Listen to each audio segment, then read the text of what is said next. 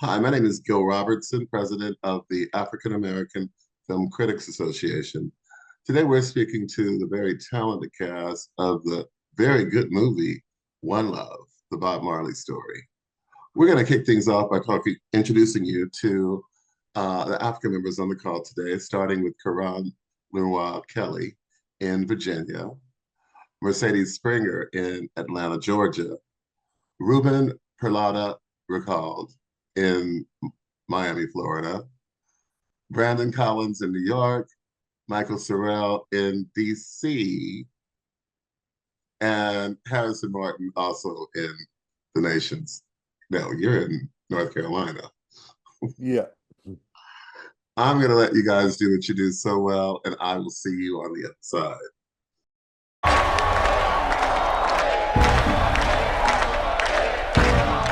How you want to start? From the beginning. Reggae is a people music. People coming together. Ooh, yeah. You know you're a superstar. All right, we're jamming. I'm a superstar. I wanna jam it with you. We can do it anyhow. Jam until the jam is through. There's a war going on. We're jamming. You can't separate the music and the message. 'Cause every day we pay the price. And what is the message? Sacrifice. Peace. Oh, life is worth much more than gold.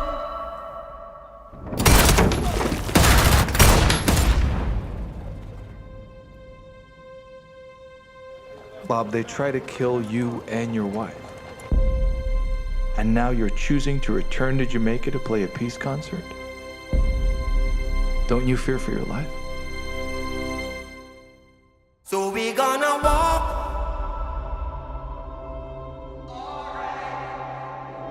through the roads of creation. My life is not important to me. Are you satisfied My life is for people. with the life you're living? Do you really think this world will make it? Yes. There's no other way. Exodus, That's the source of your strength. we know where we're from.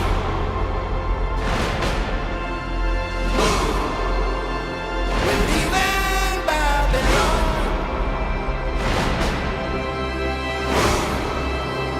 We're going to a fatherland.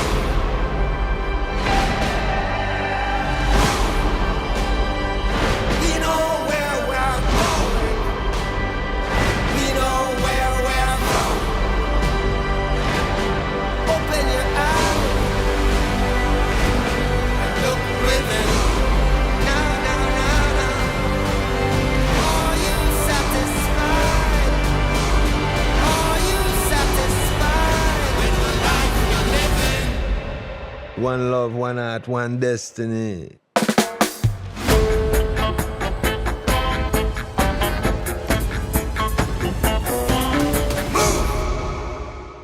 Hi, everyone. I'm Mercedes with She Critiques in Atlanta. I'm glad we got to live with this film a little bit before even discussing with you because I enjoyed it. And it feels like one of those albums you got to sit with for a little bit and really dig into. But all in all, you did a great job. It seems like a lot of Black British actors get some flack for stepping into cultural, iconic American superstars. And both of you being from the Caribbean and Bob being from the Caribbean, I'm surprised that it was even a conversation. So the question is, how do you normally manage the outside voices or the naysayers that question your connectivity to a story like Bob's? How do you handle that? And is that a part of your decision-making and choosing roles? 100%. And I think it's because I understand the conspiracy theory. I understand the tendency towards that. And I understand where that's coming from because I have that as well. And I know in the situation that I'm in, that's never the truth. So I'm able to let it go. I don't feel like I'm ever a part of something that's trying to keep other people out to get me in. I understand in both One Night in Miami and on One Love, I understood the casting process. I understood how much energy and attention went into finding an African-American actor to play Malcolm, and how hard they went into trying to find a Jamaican actor to play Bob. And sometimes the best actors are not available. And sometimes 4 or 5 people say no. And then the availability is like, who has the most experience at that time? So I was 3rd or 4th choice for Malcolm, 5th even. A lot of people pulled out. With Bob, they went on 2 worldwide searches first. So I never felt like I'm about, like, everyone needs to make sure. I just want to know that everyone's had an opportunity.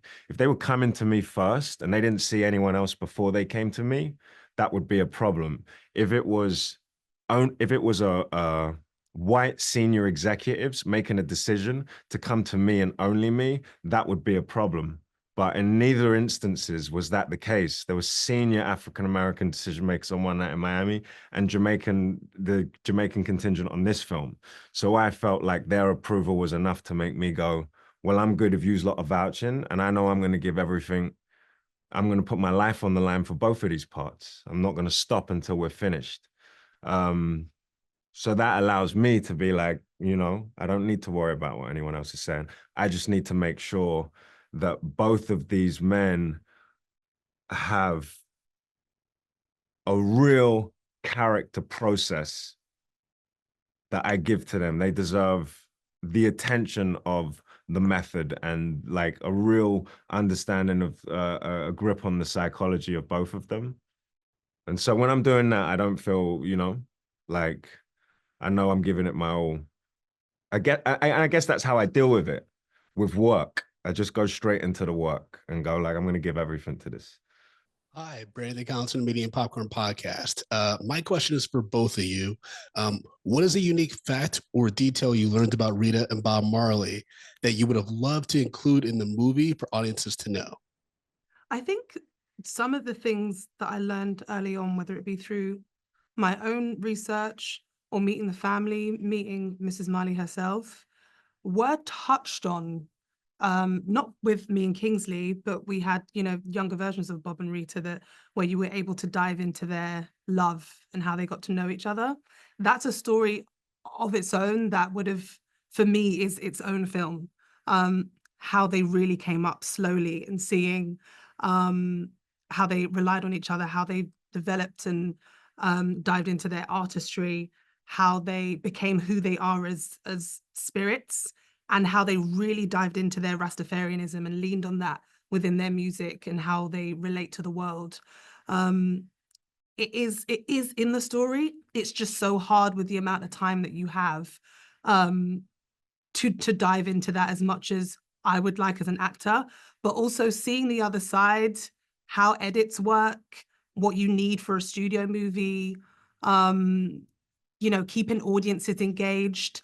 It's very easy for me to say it would have been great if, we met, both of them before they even met each other, like the real families that they come from and how Jamaica influenced them, etc. But actually, from a consumer's perspective, it's really important that I remember as a member of this industry that we have to be able to balance both and not just staying a dreamlike state, which is, it would have been nice if we had more of, because the reality is with a studio film, there's just certain things you have to tick. There's certain things you need in order to sell this movie in the way that it does, the story in general deserves to be served. So the audiences can be reached and they can talk about it. And we can have moments like now, which is months after it's come out, having conversations about what this film means to the culture.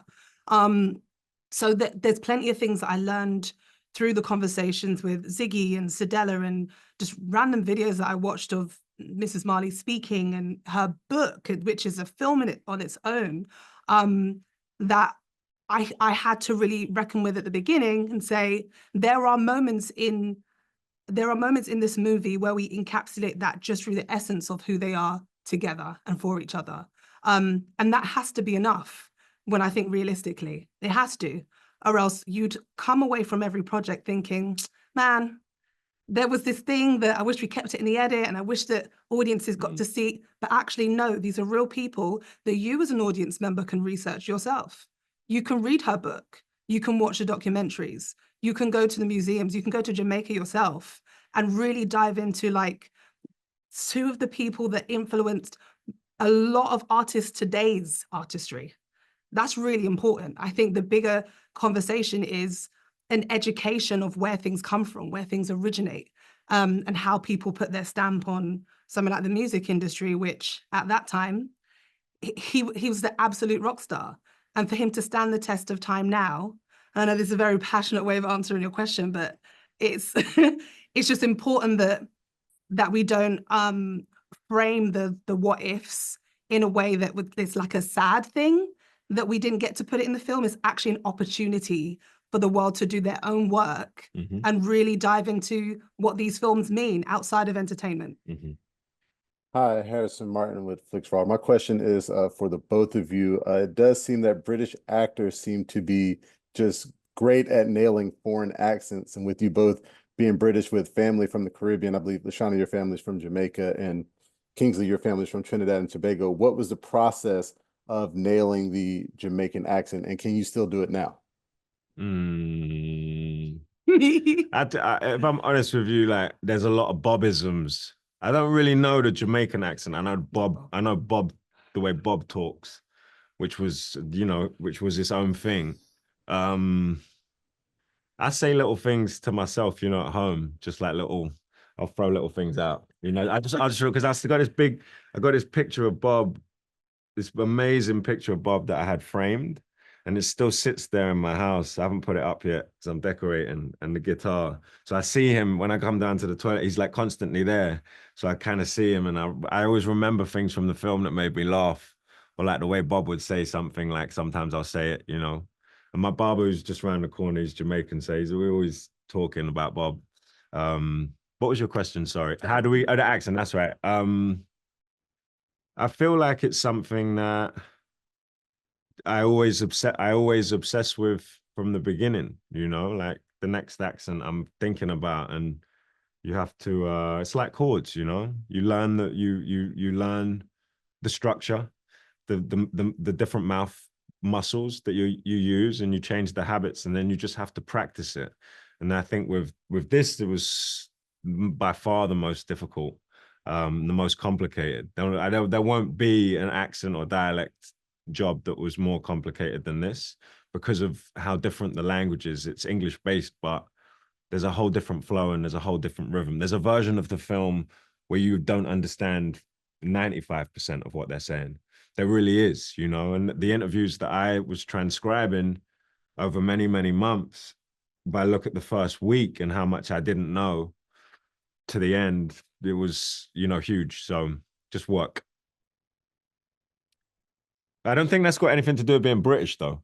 I think it's just to do with like work. Yeah. Yeah. My entry was also a little different in that with having Jamaican parents, there's just like an expectation that you know what you're doing, which sure, you can rely on your culture and the Jamaican accent I have within my system, but I was not born, and nor did I exist in the 70s. So there is a whole different era of approaching language in general, in these terms, patois, that I had to come to terms with myself and become a student of my own language, which I think is important because there's a lot of roles that you get where you can lend yourself to it, lend your experience to it. But actually, when you humble yourself and take yourself back from that, it's a real opportunity for you to learn about a time that you didn't exist in. It's very easy for me to say, well, I'm Jamaican and that's my background. I was born into a Jamaican household, but I actually don't know how to fully approach a Jamaican accent that has no patois in it. That was a real challenge for me to speak in the way that Mrs. Marley speaks, which is highly educated, very poised, elegant, no patois whatsoever. That was new for me. Like, in some ways, I questioned if I was even able to do that. My own family's accent, if that was something that could come out of my mouth, because I was making very easy errors in that just I would just swing into patois, and our wonderful Faye Ellington, who was a legend in Jamaica, who was on set with us every day monitoring our accents, would come up to me and say, no, you need to flatten your words. I'm like, but flattening your words goes into a British accent, and I don't want that. I don't want anyone thinking that I come from a Jamaican background, I can't do my own accent. That's mad. But actually, that's for me as the artist, to take the psychology away from it and actually just approach it like a student and really sit with me not knowing and really be comfortable with being uncomfortable in not knowing what I was doing. And I found that a really pleasurable time actually to dive into an accent that I know with accents that I know around me, because everyone's speaking patois, but not speaking patois back. That was a really beautiful challenge for me. Thank you very much. You both had great performances. Thank you. Hi, Michael Sowell from Washington, D.C. First, I just want to say it's an honor to speak to both of you. I've just been following you guys' career for many years, and I'm just happy to see how you guys have just translated to different genres, but still giving that artistry and just increasing in terms of perfecting that craft. To both of you guys, you've done a tremendous job in your performances. Your relationship in terms of Bob Marley and Rita Marley was really the pivotal part in terms of me and my wife when we were watching this film, and especially for the character Rita is like, it had a much of an impact of being in a relationship with someone who this icon figure, but sometimes we forget who is inspiring that icon figure, who is holding the back and supporting that figure. Can you talk about in terms of both of you guys, how you guys perfected your terms of dynamic and chemistry between each other for it to translate on screen?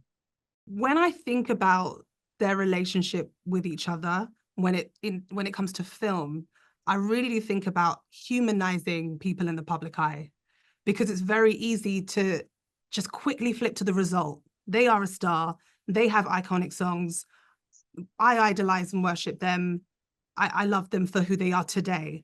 But when you unravel where they come from, what their background is, what their childhood was, what their traumas are, how they think, the person by their side and how they influence them every day, it really does, now in retrospect, make a lot of sense as to how Bob had the space, time, and freedom to be everything that he became, and that Rita Marley had her time, but had so many other things to deal with, picking up a lot of pieces, being a mother, being a wife, trying to uphold her own career, but also juggling so many things, and also juggling different parts of Bob, which I think after meeting her and sitting with everything that I've learned about her, I've really gained a deep understanding and more of a spiritual understanding of how and why their relationship turned into this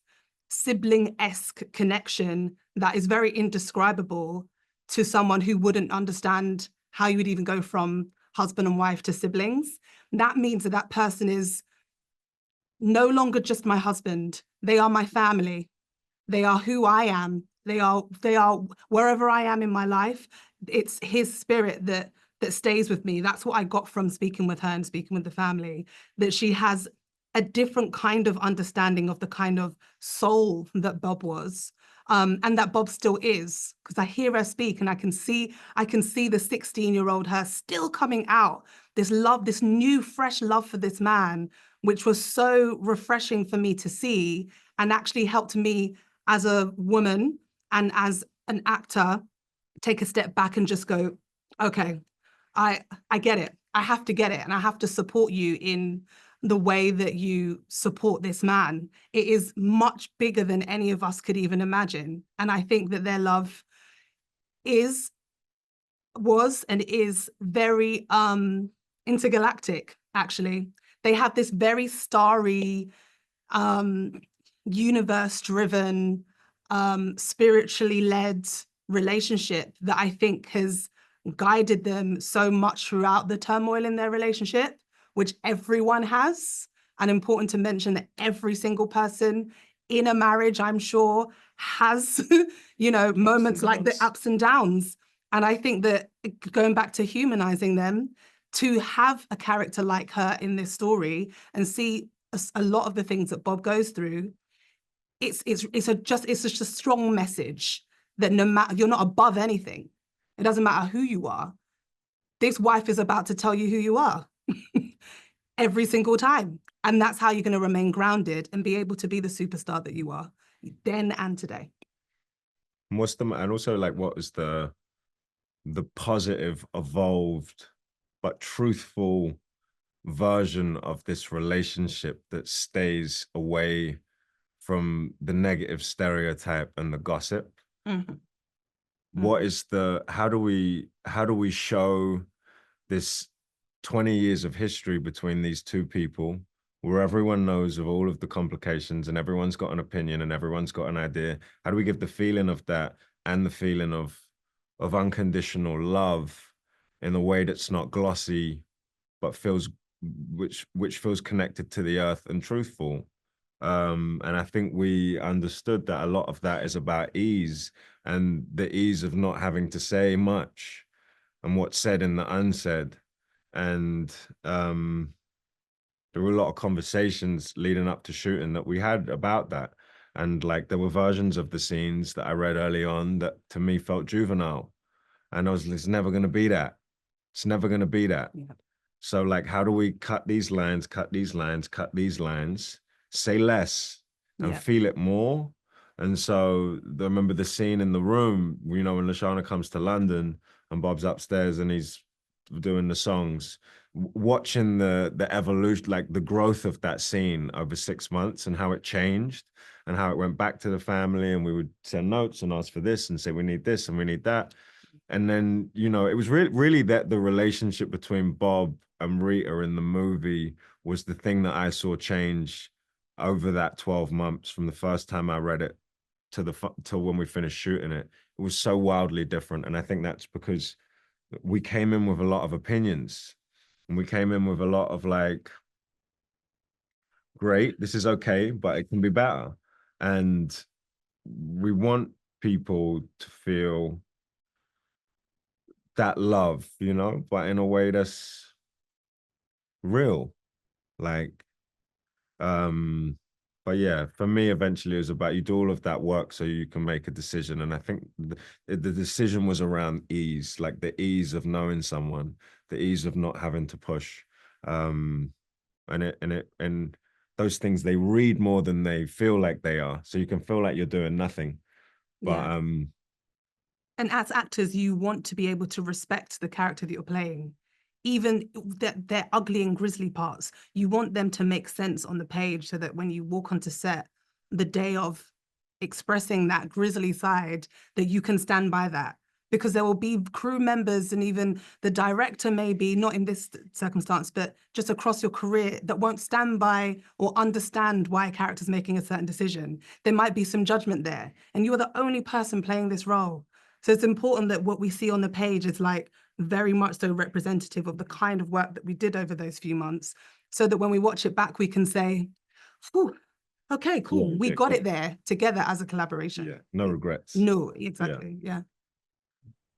Well, I just want to say the impact was definitely displayed on screen, and thank you to both of you. Thank you. Thank you.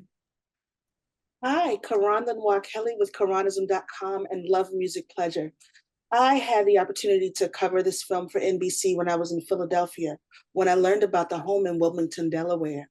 So my question is, have you been to the home in Delaware to see all the artifacts? And if you took anything away from the film or were gifted anything, what was your favorite thing? I never went to Delaware, but I remember spending a big chunk of time listening and reading and talking about that period of time. There was a version of the film where I was too old to play, you know, that, but there were versions of the film where Delaware was, you know, a bigger part of it. I have my guitar that they were asking back, and I said no. So that's mine. I forgot that you had that actually.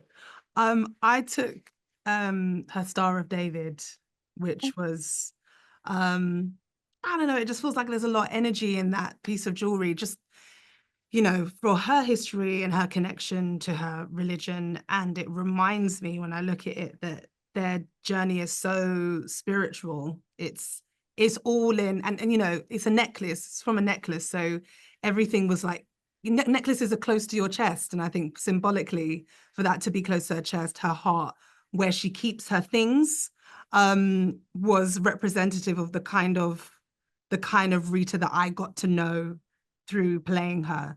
That she, you know, everything, what happens in the house stays in the house, but also what happens in the house is a lot of honesty and truth and release and development and growth. And I usually like to, you know, if someone's going to offer something on set or a piece of costume or something, I like it to be something big like a guitar. But I found that was kind of enough, actually. The rest was all in the experience. It's really beautiful. Your performances were beautiful. If you ever get a chance to stop by Wilmington, I have not personally been to the house, but we had some magnificent footage, and the artwork in their home is mind-blowing. The warmth and the color and the gorgeousness of it. It was just absolutely amazing. Your performances were brilliant. Thank you. Thank you so much. Hi, my name is Ruben Peralta from Cocalegas.net in Miami. How's it going, man? Hey, can you talk please about the pressure of, because there's a whole generation of people that know Bob Marley because the music and the whole, you know, atmosphere that he represents, but you have to show him in a side that very few people know him. Is in, you know, personal matters, relationships with his friends, with his wife, and it was kind of, and I know that the family was, you know, in the shooting. It was any pressure to show that side of Bob Marley that very few people know? Not pressure to show. I guess no, because Ziggy was there and Neville Garrick was there. It was the project, you know, without the family, there's no project. You know what I mean? There's no project without them. There's the $5 million independent kind of artistic version of this film with some guerrilla filming. That's not what this was. You know, this was a movie that the family had been trying to make for 20 years or 25 years or something like that, and then all of the timing just came right, and everyone was around and available, and the pressure. I feel like there's pressure with everyone anytime you take a job, but I guess people have a lot of opinions about Bob and they've got a lot of ideas. So there's something about knowing that there's going to be a lot of eyes on it, but that pressure is great. Like, it's really, no one makes you do it. You know, you choose to do it. I think that's really crucial to remember, because it's easy. And I know it was so hard. It was really stressful. Like, it was a lot, but like, I sort of decided to do it. You know, I wanted to do it. And there's something really, bigger the risk, the bigger the reward. You know what I mean? Now I've had an experience where I got to spend time with the great musical artist, and I got to learn about him with his son. And I went on a journey that nearly broke me in two, but I'm glad. Like, I you know, what I'll take away from it is that the time I spent with Ziggy, you know, on a Sunday night, talking to him about a tiny detail about his dad, or listening to stories, Neville Garrick, and like, it's an incredible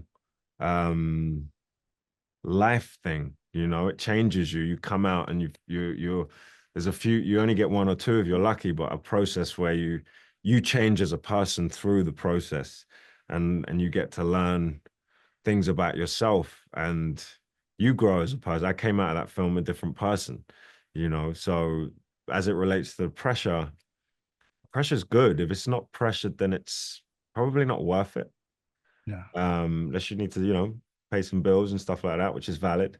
But like, you need pressure. You need to feel like it's dangerous. And so this had all of that. Thank you. Hi, I'm Nancy Green with Film Critique. Hi. And this was a really beautiful film. And I feel like it's so complex, you know, especially boiling a person's life down to, you know, a movie. And I wanted to know, you talked already about like the collaboration of getting some of the things right for your accents and things like that. Can you talk a bit more about working with the writer, Frank E., and with the director, and how you all collaborated in terms of really getting a cohesive story that you all felt comfortable with? I will transparently say that at the beginning, I think that it was important for us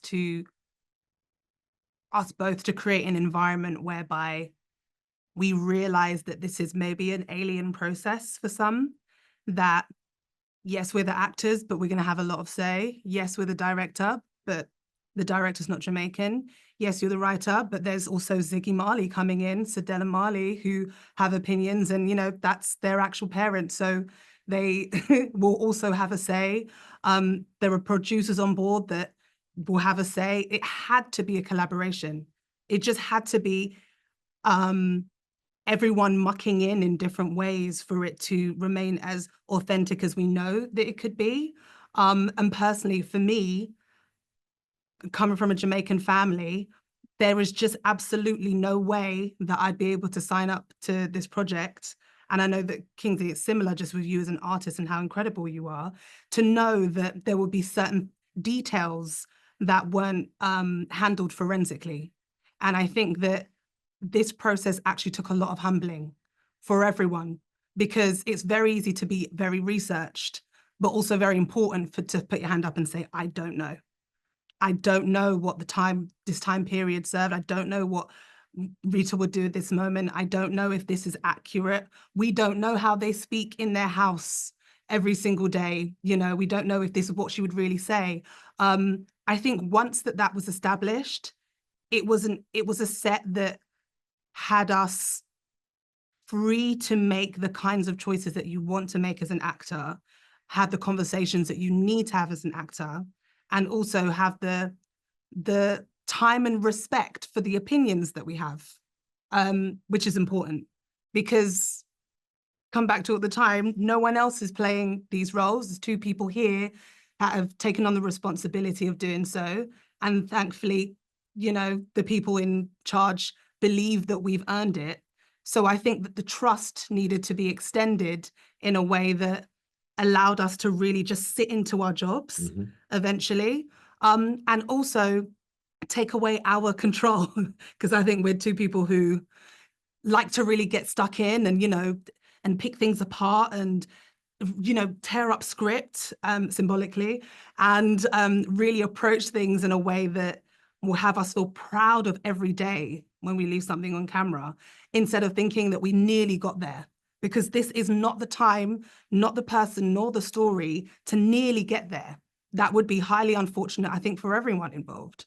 So I'm really glad that, personally for me, that we had someone like Kingsley, who every single day came in and was like, who is the most authentic Bob, you know, version of Bob that we're going to tell today? What do we need from the band? How are we really telling this story? Like, what's the costume saying? Every single inch of the set, I felt like Kingsley had his finger in, like a producer, which was really comforting, I think, to the cast, especially the Jamaican cast, who know Bob in a different way to us, and can feel like there's a real protection of the legacy of the Marleys. And then also you have Bob and Rita's children on set that were just priceless experiences, priceless conversations. And Neville Garrett, who is Bob's best friend, like the small details, the small comfort that you get in between takes when you look at Ziggy and you're like, was it okay? And he's like, yeah, like, I've got nothing to say. And like, okay, this is a real, everyone's mucking in, and everyone is understanding that this may be our approach for this movie, but previous to this and after this, we may not approach a movie like this again. We as actors may not dive in as much as we did, but we might not just have the same actors process that we would with any other one. I know personally, I've never had a process like this. And every process changes. And I think that it was just beautiful that at a point in the movie, I felt like everything clicked. and we were all on the same understanding that we are all one big cog in a big wheel, so to speak. Yeah, no, with the authenticity came about as a result of the community that came together to figure it out together. There's no one person, there's no one writer. This was something that was getting figured out as we went along, just in terms of the authenticity. And our job at a certain point becomes about between action and cut. And between action and cut, what is the most authentic, real, true to Bob version of this that's going to happen? And then you hand over to the edit, you know what I mean? So it was like setting up to make sure that all of those scenes were maxed out, you know, like we gave everything to the building of the rewrites and then the playing of them. And without Ziggy and without the Jamaican community, without everyone coming together, without the forensic like questioning of everything every day and every night before we came back in the next day, it went on. It was tedious for a lot of people. Yeah. You know, and it feels difficult and it feels like, what's going on and why are we doing this? And it's like, that's how it's got to be. Yep. Kingsley and Lashana, you did it again. Great performances. Congrats. Thank you. Thank you. On behalf of the world's largest group of Black film and TV critics, thank you for watching this edition of AAFCA Roundtables. Have a great day.